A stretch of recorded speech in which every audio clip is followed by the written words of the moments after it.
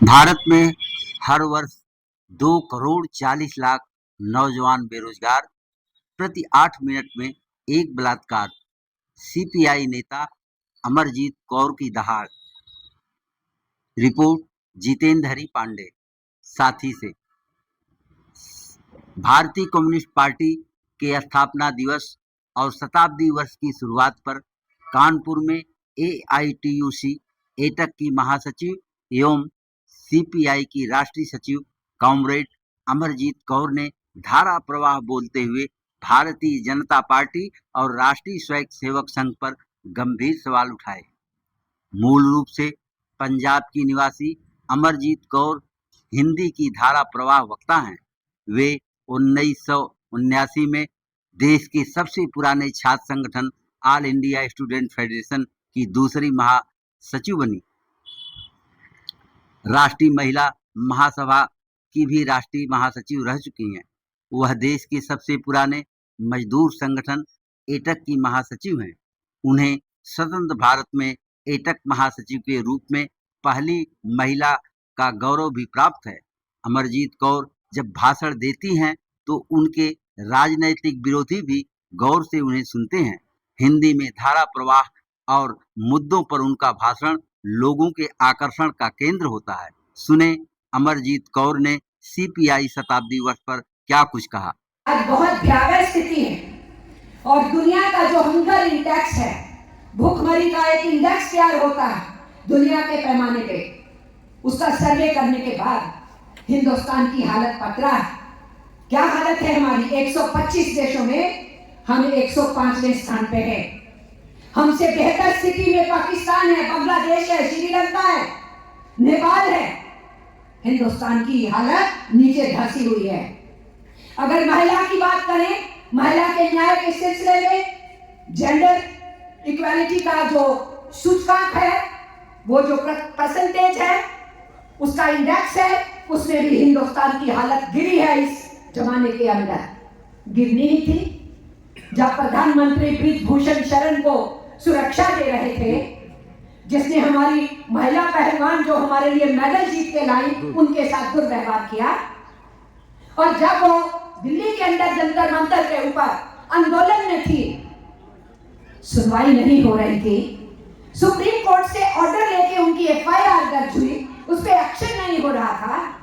नई पार्लियामेंट का प्रधानमंत्री उद्घाटन करते हैं, ब्रिजभूषण शरण सिंह अंदर उनके साथ है और हमारी बच्चियों को सड़कों के ऊपर घसीटा जा रहा है। मणिपुर में हमारी महिलाओं को, हमारी बच्चियों को नंगा घुमाया गया। हमारे कारगिल के हीरो छुट्टी पे आए हुए थे मणिपुर में, उनकी आंखों के सामने उनकी पत्नी को छीन के ले गए और उनके सामने उनकी पत्नी को निर्वस्त्र किया। देशभक्ति का ढोंग रचने वालों, कहां है तुम्हारा जमीन? मैं पूछना चाहती हूँ भारतीय कम्युनिस्ट पार्टी की तरफ से, भारतीय जनता पार्टी से, आज तक नरेंद्र मोदी मणिपुर नहीं गए। बिल्की बानोस के अपराधियों को उस दिन माफ किया जाता है जिस दिन प्रधानमंत्री लाल किले पे खड़े होकर बोल रहे होते हैं। शायद जिस वक्त उनका ये सेंटेंस निकला उनके मुंह से कि मैं महिलाओं के उत्थान के लिए हूं, उसी वक्त को चुना गया बिल्किस बानो के अपराधियों को, जिनके ऊपर 35 लोगों ने उसकी गर्भ व्यवस्था में रेप किया था पब्लिकली। उनकी 3 साल की बच्ची को पत्थर से मार के उनके सामने खत्म कर दिया था। उनके साथ उस दिन के दंगे में रिश्तेदार मारे गए थे। उसका केस गुजरात में नहीं चल रहा था, महाराष्ट्र जाना पड़ा। महाराष्ट्र से उसको न्याय मिला तो फिर उनसे पूछे बिना उन अपराधियों को जो सजा भुगत रहे थे छोड़ने का मतलब नहीं था। उस जज ने भी कहा, महाराष्ट्र के कोर्ट ने, इनको छोड़ना नहीं चाहिए, ये संविधान के विरुद्ध होगा। सीबीआई ने भी कहा छोड़ना नहीं चाहिए, लेकिन अमित शाह और नरेंद्र मोदी का फैसला था तो भारतीय जनता पार्टी की सरकार ने गुजरात में बिल्किस बानो के अपराधियों को छोड़ा। ये किसके सगे हैं? किसी के सगे नहीं है। ये केवल और केवल सत्ता के भूखे हैं और सत्ता के अंदर भी बैठ के जितना सेंचुरीज ओल्ड हमारी उपलब्धियां हैं, सदियों की उपलब्धियां हैं हमारे देश की, उन सबको ये नेस्तनाबूद कर रहे हैं। केवल भारतीय कम्युनिस्ट पार्टी की 100 साल की देन की ही हम बात नहीं कर रहे, हम अपने मुल्क की सदियों से हमारी जो परंपरा है, रीति रिवाज है, जिसके चलते चलते आज तक हिंदुस्तान में हम यहाँ पहुंचे हैं, यह तो उसी को नेस्तनाबूद कर रहे हैं। इसलिए चुनौती बहुत बड़ी है। क्राइम ब्यूरो का रिपोर्ट आया पार्लियामेंट में। क्राइम ब्यूरो तो सरकार का है ना। उस क्राइम ब्यूरो ने कहा हर 8 मिनट पे महिला का बलात्कार हो रहा है। उस क्राइम ब्यूरो ने कहा कि पिछले साल हमारे देश के जो आत्महत्या करने वाले लोग हैं, जिसमें किसान भी हैं, लेकिन उसमें दिहाड़ीदार मजदूर भी 25% थे। देश की हालत यह हो गई है कि दिहाड़ीदार मजदूर, उसको महीने में 10 दिन भी काम नहीं मिलता है और घर परिवार भूखा है, हताश होकर अपनी जान ले रहा है। उसी क्राइम ब्यूरो ने यह बोला है कि पढ़े लिखे नौजवान रोजगार के लिए रोज रोज बैठने वाले इम्तिहानों में नतीजे नहीं आते हैं तो इंटरव्यू नहीं होती, इंटरव्यू हो जाती है तो बाद में रद्द होती है, पेपर लीक की घोषणा हो जाती है। और यूपी के नौजवान तो बहुत भुगते हैं, इसके बारे में बहुत भुगते हैं हमारे नौजवान। दिल्ली की सड़कों तक को पाटने के लिए गए थे, रेलवे पटरियों पे भी गए थे, जब तथाकथित ड्रामा अग्निपथ और अग्निवीर का शुरू हुआ इस देश में। यह और कुछ नहीं है, मैं एक ट्रेड यूनियनिस्ट होने के नाते कहना चाहती हूँ आपको, ये जो फिक्स टर्म एम्प्लॉयमेंट है, ये एक्सपेरिमेंट सबसे पहले इन लोगों ने फौज के ऊपर किया है, हमारी फौज को कमजोर करने के लिए और हमारे नौजवानों की, बच्चों की जिंदगी के साथ खिलवाड़ के लिए।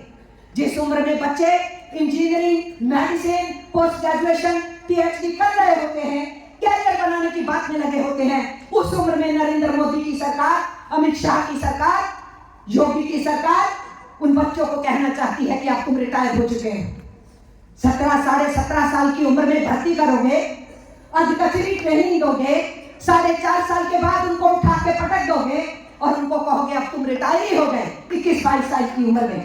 ये मजाक हो रहा है हमारे देश के युवा के साथ। इसलिए हमारे यहाँ अनएम्प्लॉयमेंट बढ़ रही है। हिंदुस्तान जवान है, 70% आबादी 35 वर्ष से नीचे की है, और वो 35 वर्ष से नीचे वाला अगर 70% है तो इंडिया तो यंग है ना। लेकिन उस यूथ के साथ क्या रवैया है इस सरकार का? जो मित्र हैं इनके अडानी, जिनके हवाले पोर्ट किए जा रहे हैं, एयरपोर्ट किए जा रहे हैं, रेलवे स्टेशन उनके प्लेटफॉर्म्स किए जा रहे हैं, हमारी कोल माइंस उनके हवाले कर रहे हैं, ऑयल उनको दे देना चाहते हैं, हर चीज तो उनके हवाले की जा रही है। उस अडानी का पोर्ट है गुजरात में, पिछले 2 साल के अंदर 70,000 करोड़ से ज्यादा की नशे की, गांजा और ड्रग्स जो होती हैं वो स्मगल होके वहां पर आई है और पकड़ी गई है। क्या एक भी एफआईआर दर्ज हुई? वो सारी नशे की दवाइयां हिंदुस्तान के कौन से कोने में पहुंची किसी को मालूम है? वो किन पे इस्तेमाल होंगी? जो युवा है उस पे इस्तेमाल होंगी।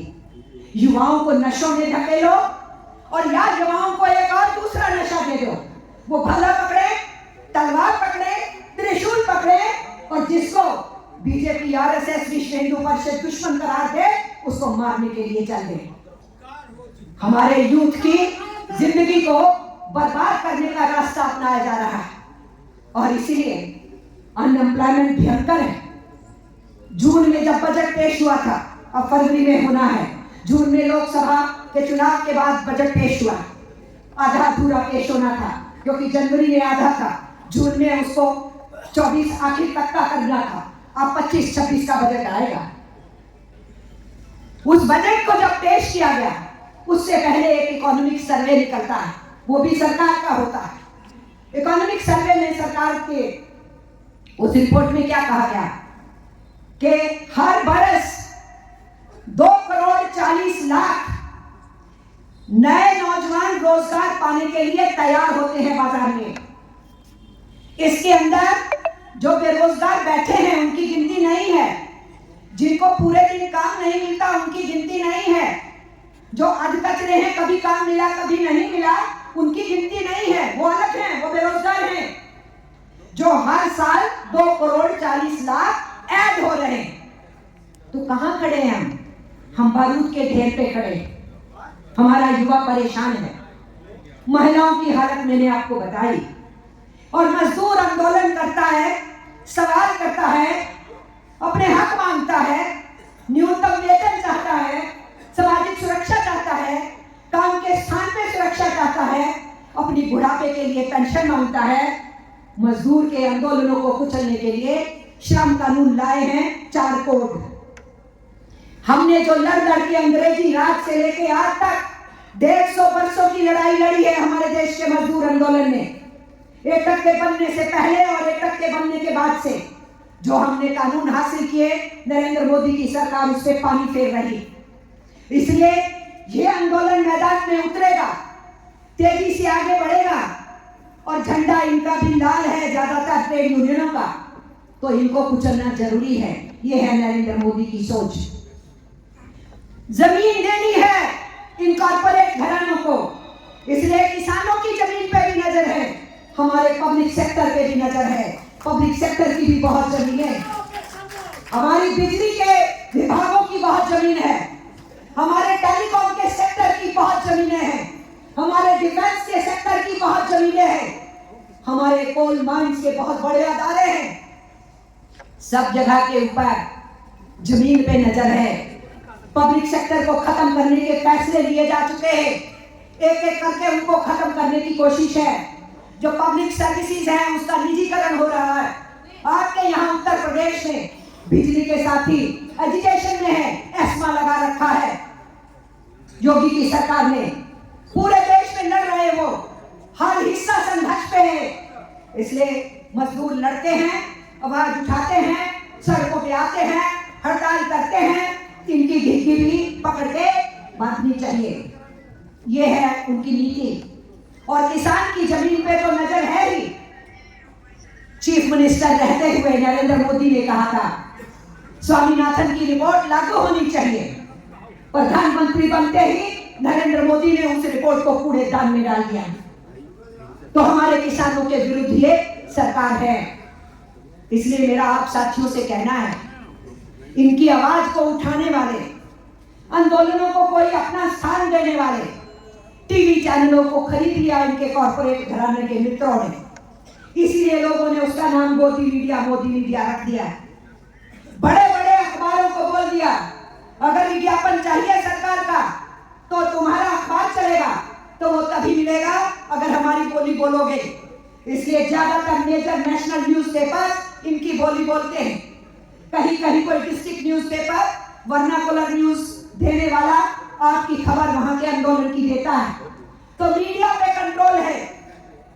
जिन पत्रकारों ने हिम्मत की उनको अलग अलग मीडिया चैनलों से निकलवा के फेंक दिया गया। उन्होंने अपने अपने चैनल किए, अपनी अपनी यूट्यूब शुरू की। जिन शिक्षकों ने लड़ा उनके ऊपर गाज गिरी, जिन विद्यार्थियों ने कहा नई शिक्षा नीति नहीं चाहिए उनके ऊपर गाज गिरी।